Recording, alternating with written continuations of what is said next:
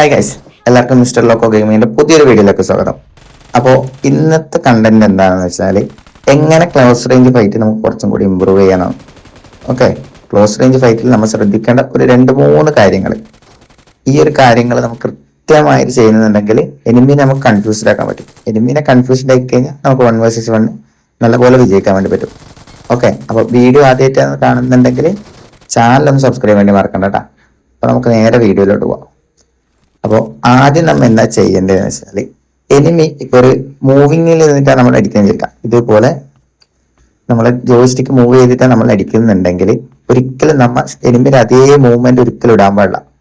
എനിമിയുടെ അതേ മൂവ്മെന്റ് ഇട്ടിട്ടാണ് നമ്മൾ അടിക്കുന്നുണ്ടെങ്കിൽ നമുക്ക് 50-50 ചാൻസ് ഉണ്ടാവും വിജയിക്കാൻ വേണ്ടിയിട്ട്.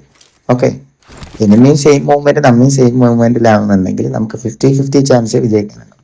അപ്പോൾ നമ്മൾ എന്താ ചെയ്യേണ്ടതെന്ന് വെച്ചാൽ എനിമി ജിഗിൾ ചെയ്യുന്ന സമയത്ത് നമുക്ക് കിടന്നിട്ട് ഫയർ ചെയ്യാം.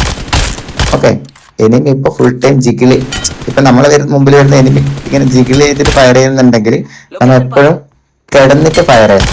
അപ്പൊ അവർക്ക് നമ്മളെ പൊസിഷൻ കിട്ടൂല. ഓക്കെ, പെട്ടെന്ന് നമ്മൾ വന്നിട്ട് കിടക്കുമ്പോൾ അവർക്ക് നമ്മളെ പൊസിഷൻ കിട്ടൂല.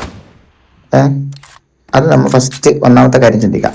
ഇനി രണ്ടാമത് ചെയ്യേണ്ടത് വെച്ചാൽ നമ്മളെ അടിക്കുന്ന എനിമി ജിഗിൾ ചെയ്തിട്ട് ജിഗിള് ചെയ്യാണ്ട് ഒരു പ്രോപ്പറായ ഒരു സ്ഥലത്ത് നിന്നിട്ട് ഇതേപോലെ ഒരു പൊസിഷൻ നിന്നിട്ട് അടിക്കുന്നുണ്ട്, നമുക്ക് അവർ ജിഗിൾ ചെയ്തിട്ട് അടിക്കാം. സിമ്പിൾ ആയിട്ട് ഇതുപോലെ ജിഗിൾ ചെയ്തിട്ട് എനിമിനെ ഹെഡ് കണക്ട് ആക്കാൻ വേണ്ടി പറ്റും. ഇനി മൂന്നാമത്തെ കാര്യം എന്ന് വെച്ചാൽ എനിമി ജിഗിൾ ചെയ്തിട്ട് അടിക്കുന്നുണ്ടെന്നുണ്ടെങ്കിൽ നമ്മൾ ജിഗിൾ ചെയ്ത് ക്രൗച്ച് ചെയ്തിട്ട് ഫയർ ചെയ്യാൻ വേണ്ടി ശ്രമിക്കാം.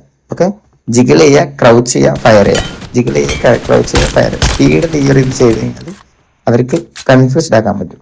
ഇനി അഥവാ അവര് ജിഗിൾ ചെയ്ത് ക്രൗച്ച് ചെയ്യുന്നുണ്ടെങ്കിൽ എനിമിയും നമ്മളെ പോലെ ജിഗിൾ ചെയ്ത് ക്രൗച്ച് ചെയ്യുന്നുണ്ടെങ്കിൽ ജിഗിൾ ചെയ്യുക, ക്രൗച്ച് ചെയ്യുക, എന്നിട്ട് അവിടെ കിടന്നിട്ട് ഫയർ ചെയ്യുക. ഓക്കെ, ജിഗിൾ ചെയ്യുക, ക്രൗച്ച് ചെയ്യുക, അതുപോലെ കിടന്നിട്ട് ഫയർ ചെയ്യുക.